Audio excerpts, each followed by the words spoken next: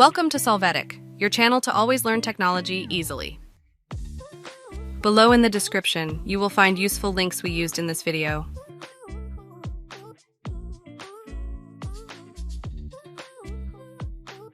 Today in Solvetic, we will see how to add phone number Steam. You will start by opening Steam. There, click on the profile and then open account details. Now in the general section, you're going to click on Add a phone number. In this window, you can select the country and then enter the phone number to use in Steam. When you do, click Next. In this step, you must go to your email registered on Steam to validate the new change in the account. When doing so, click Next.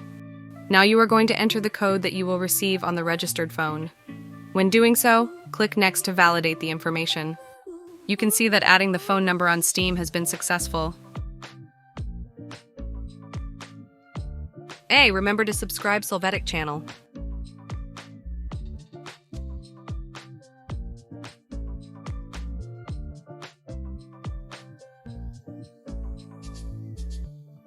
We hope it has been helpful for you. Here are links to watch more videos of your interest and subscribe to the Solvetic channel. Thank you.